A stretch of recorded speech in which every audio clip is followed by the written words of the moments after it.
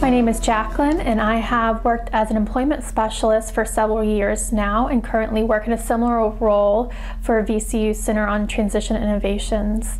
As an employment specialist, I am one of the supports that work with a student as they're transitioning out of high school or have transitioned out of high school to help find employment.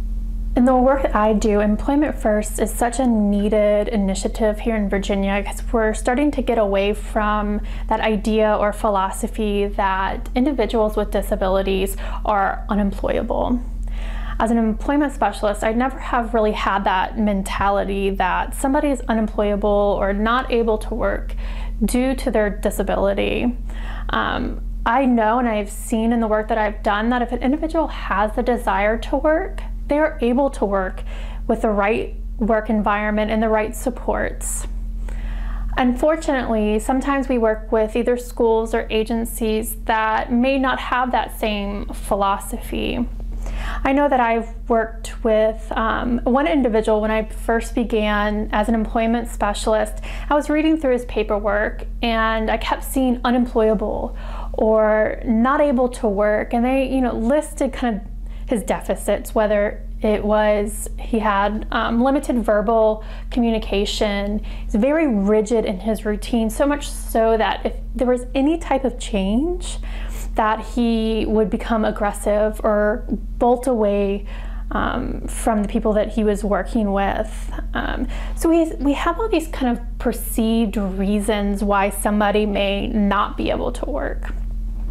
So when I started to work with him and I was working with DARS, we kind of shifted that and started looking at his strengths.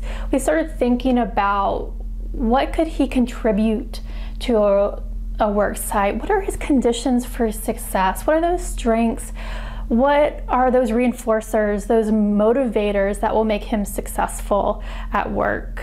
And once we kind of discovered all of that, we were able to find kind of that right fit, that right work environment where he could use his interests, his skills, his talents, and be successful at work. And we were able to find that, and now he's been working successfully for 3 years now in one business.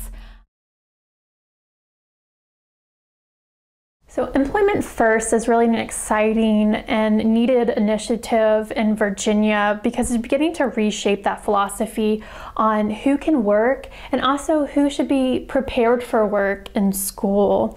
Employment First states that employment should be the first and preferred option for everyone who has the desire to work. I'm seeing less and less of that statement of someone being unemployable. When they get to me as an employment specialist, agencies that support students are really starting to look through a different lens and changing their philosophy.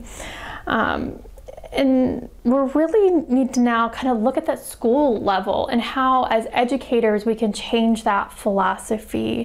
In my experience, individuals who have been exposed to that career development while they're in school and they have developed those career interests and know kind of where those fit within the job market, and they've been able to practice those workplace skills in real work environments, are finding jobs faster and they are being more successful, and so they're maintaining those jobs longer than students that didn't have those opportunities in school. So as an employment specialist, I get those students who are about to transition or who have transitioned out of high school, and some are prepared and some aren't prepared. So as a school or as educators, there are maybe some things that you can do to help a student be better prepared for the workforce once leaving. My number one advice to start off with is to really believe in your students that they can be employed.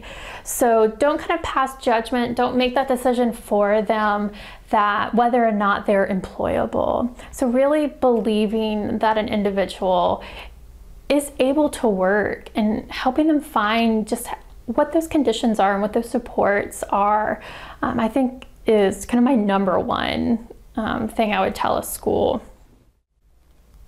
Next, I would suggest to start the career development early on. I mean, elementary school, start exposing these students with disabilities to employment and all different types of careers. All too often I get these individuals and they have kind of 3 areas of employment, and that's food service, stocking, and janitorial work, which those 3 areas of employment are important, and it's good work, and if that's what an individual wants to do, great. But too often that's the only thing that they think that they can do. So, as an educator, really start exposing them to all different types of careers so that an individual, a student, can make a real informed choice on what type of work that they want when they graduate, what they want their life to look like after graduation.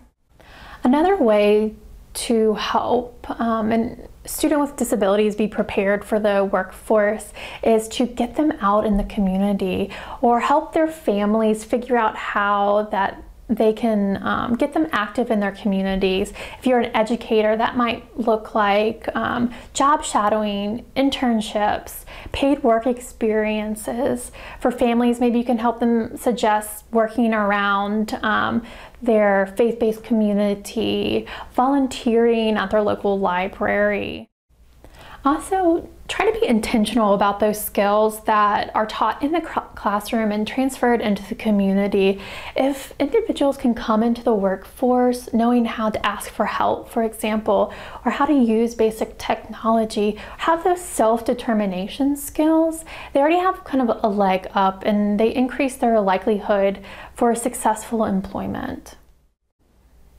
Lastly, get your students and their families connected to those agencies that are going to transition with the individual after graduation. So, for example, the Department for Aging and Rehabilitative Services, or what we call DARS, it's so important to get those connections and get those connections as early as possible. An individual with a disability can be referred to DARS at the age of 14. So they can come to the IEP meetings, they can give resources, and so this is not something that you have to do alone. Employment First is this philosophy, this change, an initiative in Virginia, where we're now really looking at all students with disabilities and without disabilities can work, but we also know that it's a team approach. It's the schools, it's the family, it's those community agencies and partnerships that when they're brought to the table, how this initiative, Employment First, is really going to work and really going to be successful for these folks with disabilities. The VCU Center on Transition Innovations is funded by the Virginia Department of Education. Number 881-62524-H027A15107. For further information about the Center on Transition Innovations, please visit our website at www.centerontransition.org.